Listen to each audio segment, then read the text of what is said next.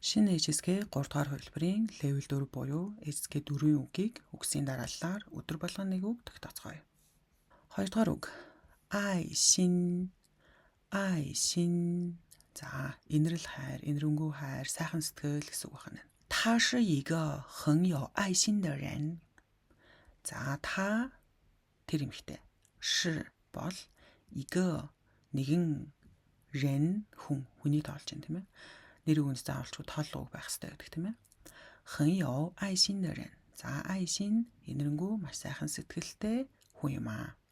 За, тийм сэтгэлтэй, ийм хариуцлагатай хүн гэж хэлэхээр хариуцлага байгаа, сайхан сэтгэл байгаа гэд ёо гэдэг үг ашигладаг тийм ээ. Тэгэхээр 很有愛心的人гэхээр маш инэрэнгүү сайхан сэтгэл байдаг хүн буюу маш сайхан сэтгэлтэй хүн. Тэгэхээр тэр бол нэгэн маш инэрэнгүү сайхан сэтгэлтэй хүн юм аа.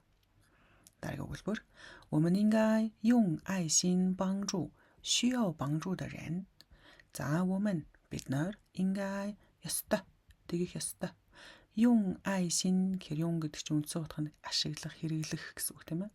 Тэгэхээр инэрэнгүй сайхан сэтгэлийг ашиглаад буюу маш сайхан сэтгэлээр аарэр гэж орох нь бангжу туслах хэрэгтэй, туслах ёстой.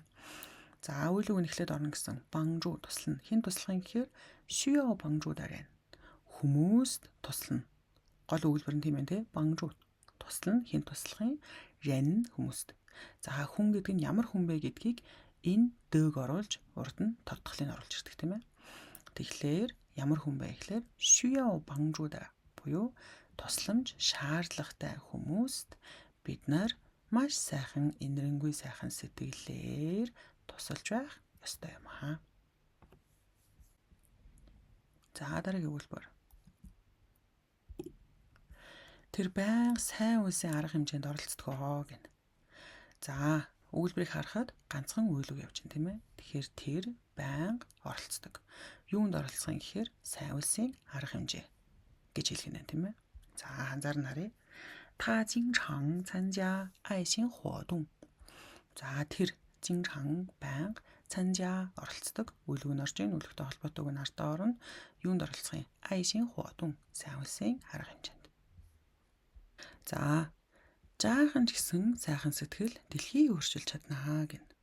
За, жаахан ч гэсэн, жоохон ч гэсэн гэхээр 一点小小愛心也гэнэ. За, энэ е энд юу гэж явж байна гэхээр дөө е хоёр level ахих тусмаа ч гэдгээр орчуулагдаад байдаг тийм ээ. Тэгвэл илүү орчуулгыг найруулгад айгүй зүг болдог. Тэгэхээр 一点е буюу жоохон ч гэдгийн е-н чигээр явж шүү. Тэгэхээр жаахан ч гэсэн инэрэнгүү сайхан сэтгэл нь нэн гайбэн өөрчилж чадах юм аа, өөрчилж болох юм аа. Шижээ дэлхийг. За, дараагийн хоёр өгүүлбэр. Тэр хүүхдийг инэрэнгүй сэтгэлээр асардаг гэнэ. Хоёр дахь өгүүлбэр нь энэ үйл ажиллагаа инэрл хайраар дүүрэн юм аа гэнэ. За, тэгэхээр энэ хоёр өгүүлбэрийг өөрсдөө орчуулж үзээрэй. Өнөөдрийн үг айшин инэрл хайр, хайр сэтгэл, инэрэнгүү хайр гэсэн үг байлаа.